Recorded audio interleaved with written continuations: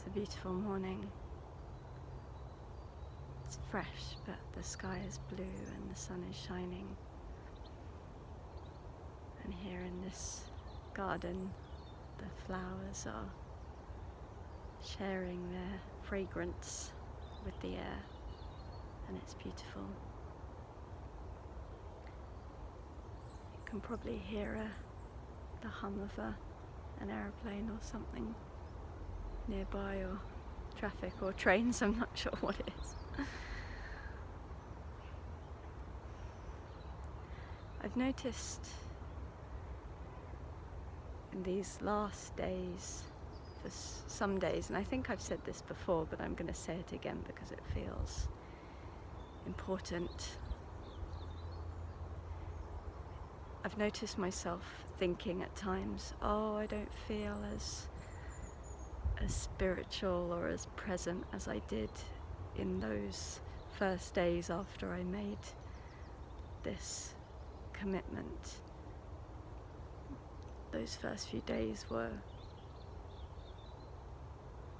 something quite profound and unique, or it seemed at the time, an experience that I'd never had before, of feeling like there was nothing but the present moment.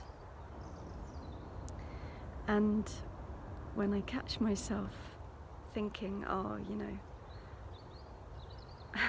not in the zone as much as I might be, or I have been, or I could be, I realize that I'm seeking again, I'm seeking an experience that's different from what is actually in front of me or inside of me. And one of the big turning points recently in my spiritual journey, and this is not just in the last couple of weeks but for several months now, has been the shift away from a seeking mindset. This is something that came through very strongly in Peter Bampton's book, The Fire of the Heart, and I think it's quite a central component to the non-dual approach.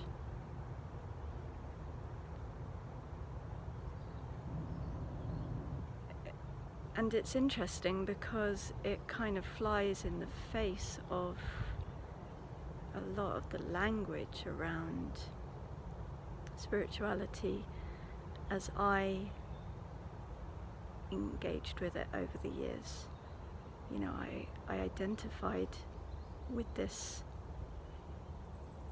label, let's say, or this characteristic of being a spiritual seeker, looking for connection, looking for experience that validated or validated my spiritual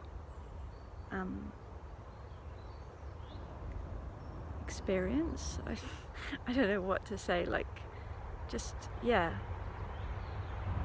seeking experiences or states of bliss and love and devotion.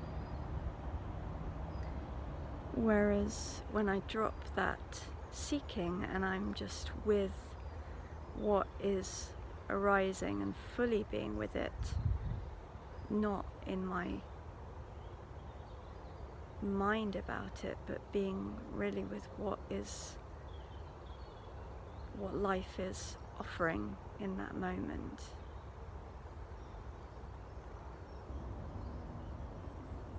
then I'm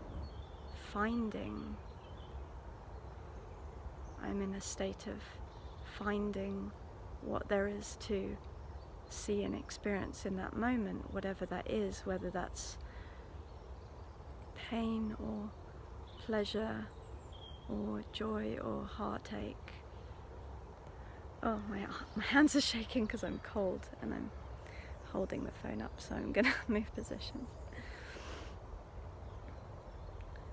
So in these days of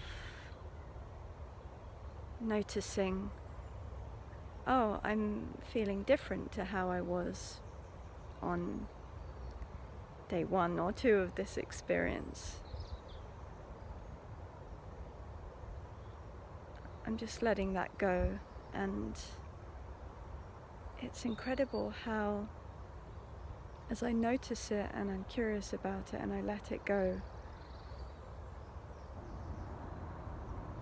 that filter that has prevented me from being with what is just falls away, and there's this beauty of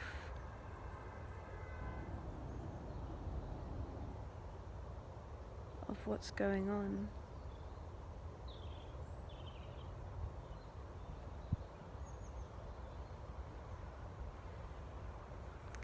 I feel like I've said all of this before in different ways, but this is this ongoing journey. It's like, oh, I'm noticing that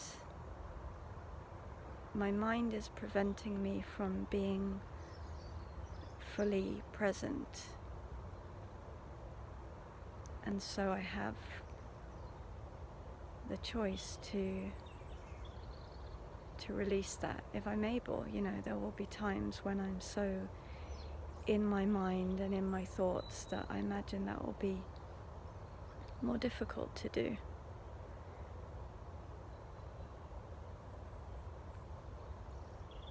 But this practicing with the small challenges, I think, is going to enable me to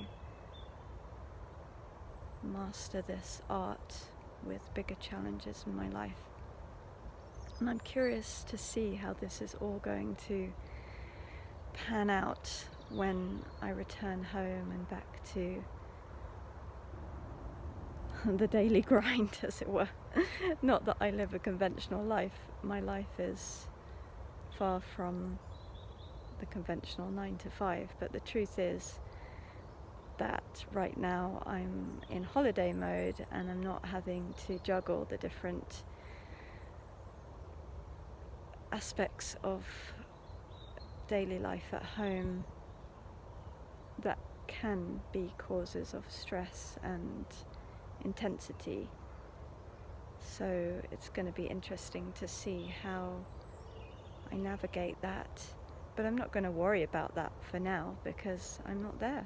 I'm here, and I'm loving the now.